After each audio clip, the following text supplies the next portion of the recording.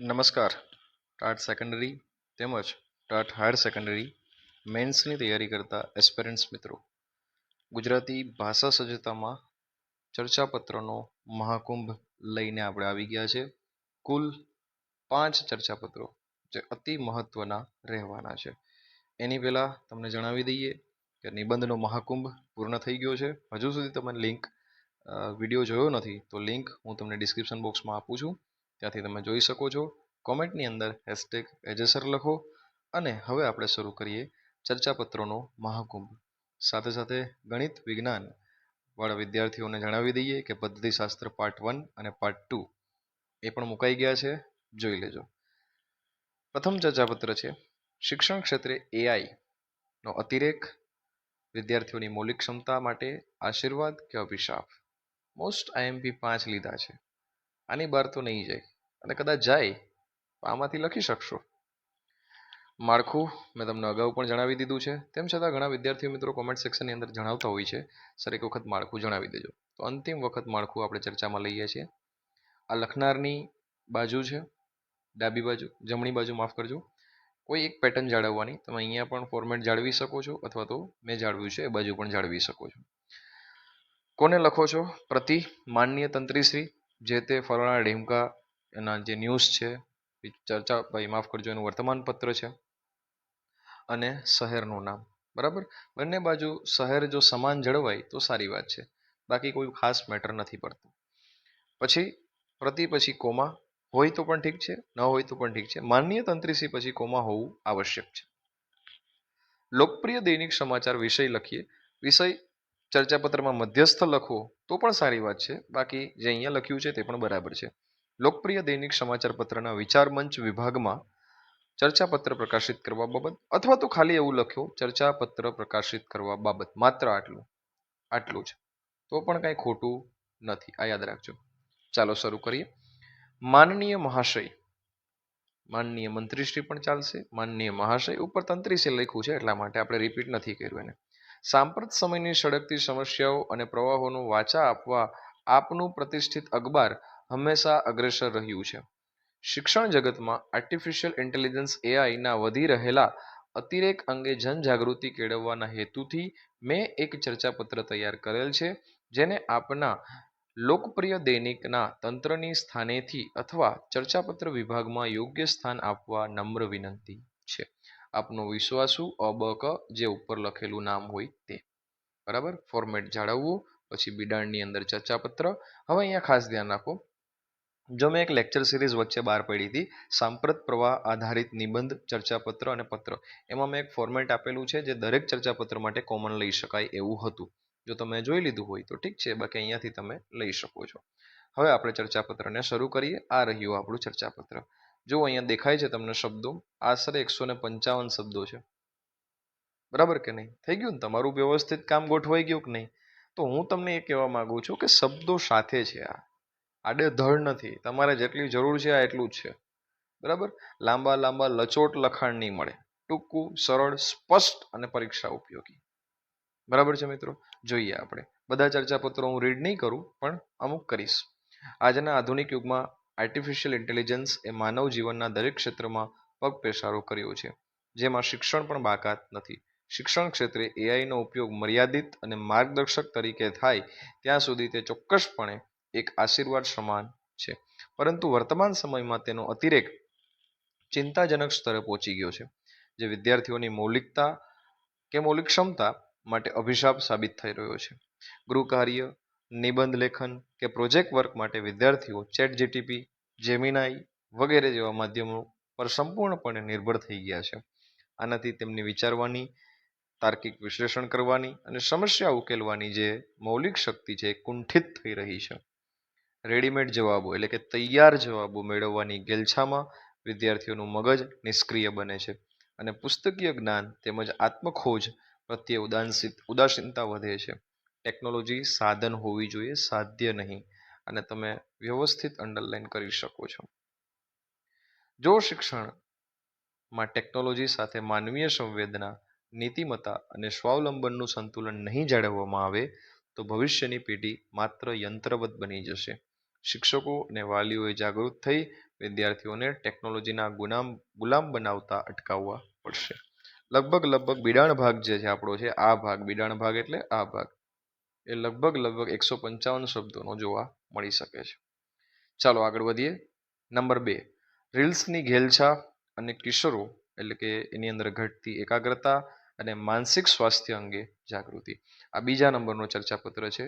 Format ખાસ જોઈ લેવું, બરાબર. દરેક વખતે આપણે ફોર્મેટની ચર્ચા નહીં કરીએ, બરાબર છે. અહીંયા બધું લખેલું છે. વિષય છે જનજાગૃતિ અર્થે ચર્ચાપત્ર અખબારમાં પ્રસિદ્ધ કરવા બાબત અથવા તો ખાલી ચર્ચાપત્ર પ્રકાશિત કરવા બાબત. સાદર પ્રણામ. સોશિયલ મીડિયામાં જે યુગમાં કિશોરાવસ્થા ખોટા માર્ગે ફંટાઈ રહી છે. રીલ્સની ઘેલછાથી કિશોરોમાં વ્યાપેલા માનસિક પ્રશ્નોને ઉજાગર કરતું આ ચર્ચાપત્ર વાચકોના ચિંતન અર્થે આપના પ્રતિષ્ઠિત દૈનિકમાં સ્થાન પામશે તેવી આશા સહ પ્રસ્તુત કરું છું. લિખિતિન કચ્છટ, જો અહીંયા ઉપર લખેલું છે એ જ. પછી બિડાણ ચર્ચાપત્ર. અને હવે આપણે શરૂ કરીએ આપણું બિડાણ. જો અહીંયા 152 શબ્દોનું છે આ. સો આ એક ઇમ્પેક્ટ છે, આની આપણે જરૂર છે. કોમેન્ટ સેક્શનની અંદર મને વિદ્યાર્થીઓ પૂછતા હતા, સાહેબ કેટલું લખવાનું, સાહેબ કેટલું લખવાનું. બસ એનો આ એક ઇલાજ લઈને આ વખતે લઈને આવ્યા છે. નહીંતર જનરલી આપણે શબ્દો સંખ્યા નહોતા બોલતા. આ વખતે આપણે કહીએ છીએ કે 152નું છે, 155નું છે, આટલા માટે. નિબંધ જોજો ને તો નિબંધમાં આવું કીધું છે, બરાબર. ચાલો આગળ વધીએ. વર્તમાન સમયમાં સ્માર્ટફોન અને ઇન્ટરનેટના જે સસ્તા સોર્સે કિશોરોમાં ઇન્સ્ટાગ્રામ અને ફેસબુક પર રીલ્સ બનાવવાની અને જોવાની એક ભયાનક ઘેલછા ઊભી કરી છે. માત્ર 15 થી 30 સેકન્ડના આ ટૂંકા વિડીયોઝે નવી પેઢીની માનસિક સ્થિતિને હચમચાવી દીધી છે. કલાકો સુધી સતત રીલ્સ સ્ક્રોલ કરવાને કારણે કિશોરોની જે એકાગ્રતા છે, એટેન્શન સ્પેન છે, એ ખૂબ જ ઝડપથી ઘટી રહી છે. જેના લીધે તેઓ અભ્યાસમાં લાંબો સમય ધ્યાન કેન્દ્રિત કરી શકતા નથી. વધુ એને લાઇક્સની ચિંતા છે, વ્યૂઝ મેળવવાની આંધળી દોડ છે એની, અને માનસિક તણાવ, એકલતા અને લઘુતા ગ્રંથિ તરફ ધકેલાઈ રહ્યા છે. વાસ્તવિક સંબંધો, માતા પિતા સાથેના, ભાઈ બહેન સાથેના, બરાબર, રમતગમતના મેદાનોથી દૂર થઈને કિશોરો આભાસી લોકપ્રિયતા પાછળ આત્મવિશ્વાસ ગુમાવી રહ્યા છે. આ ગંભીર સામાજિક દૂષણ સામે હવે જનજાગૃતિ અત્યંત અનિવાર્ય બની છે. વાલીઓએ બાળકોના સ્ક્રીન ટાઈમ પર મર્યાદા મૂકવી પડશે અને તેમને રચનાત્મક પ્રવૃત્તિઓ તરફ વાળવા પડશે, જેથી તેમનું માનસિક સ્વાસ્થ્ય બગડતું અટકે. જોઈએ આપણે નંબર 3 ચર્ચાપત્ર. અંગ્રેજી માધ્યમ પ્રત્યેનું આકર્ષણ, માતૃભાષાની ઉપેક્ષા અને વિષયની ગંભીરતા. જોઈ લઈએ આપણે ફોર્મેટ, બરાબર. વડોદરા, ભાવનગર. વિષય છે માતૃભાષાના સંવર્ધન અંગેનું ચર્ચાપત્ર પ્રકાશિત કરવા બાબત અથવા તો ખાલી ચર્ચાપત્ર પ્રકાશિત કરવા બાબત. માનનીય મહોદય, આજે સમાજમાં અંગ્રેજી માધ્યમ પાછળની આંધળી દોડના કારણે આપણી ગૌરવશાળી માતૃભાષા ઉપેક્ષિત થઈ રહી છે. આ ગંભીર વિષય પર જનમાનસને જગાડવા માટે સંલગ્ન ચર્ચાપત્ર આપના યશસ્વી સમાચાર પત્રમાં સત્વરે પ્રસિદ્ધ કરવા નમ્ર અરજ છે. કેટલું ઇમ્પેક્ટફુલ લખાણ છે આ. આટલો જ ભાગ ખાલી યાદ રાખી લેજો, કામ લાગશે. આપનો સ્નેહાધીન તથદ બિડાણ ચર્ચાપત્ર. હવે આપણે શરૂ કરીએ આપણું ચર્ચાપત્ર. અહીંયા જુઓ 158 શબ્દો છે. કોઈ પણ બાળકના સર્વાંગી વિકાસ અને મૌલિક ચિંતન માટે માતૃભાષા એ શ્રેષ્ઠ માધ્યમ છે. પરંતુ વર્તમાન સમયમાં વાલીઓમાં અંગ્રેજી માધ્યમ પ્રત્યેનું આકર્ષણ એક સામાજિક મોભા એટલે કે સ્ટેટસ સિમ્બોલનું સ્વરૂપ ધારણ કરી રહ્યું છે.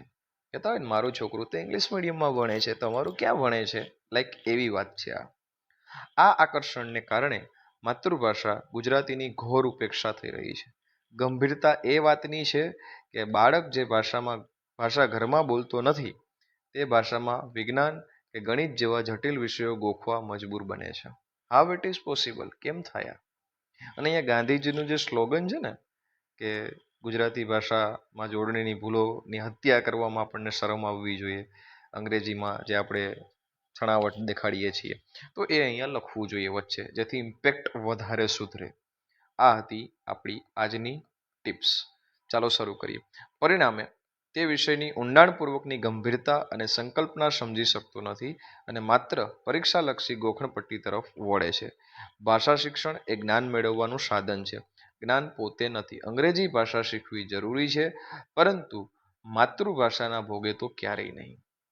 જો બાળક જો આને છે ને આટલા ભાગને તમે જો અંગ્રેજી ભાષા શીખવી જરૂરી છે પરંતુ માતૃભાષાના ભોગે તો ક્યારેય નહીં. આટલું અંડરલાઈન કરી દો, ઇમ્પેક્ટ વધી જશે. જો બાળક પોતાની ભાષા અને સંસ્કૃતિથી કપાઈ જશે તો તેની સંવેદનશીલતા પણ પ્રભાવિત થશે.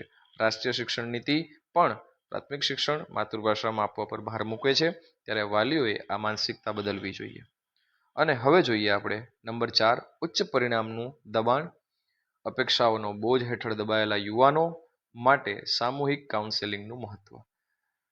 ફોર્મેટ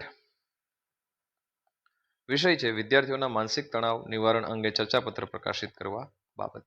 માનનીય મહાશય, આપણું રેગ્યુલર માળખું વર્તમાન શૈક્ષણિક માહોલમાં કાપ સ્પર્ધા અને વાલીઓની ઊંચી અપેક્ષાઓને કારણે યુવા પેઢી ભયંકર માનસિક દબાણ અનુભવી રહી છે.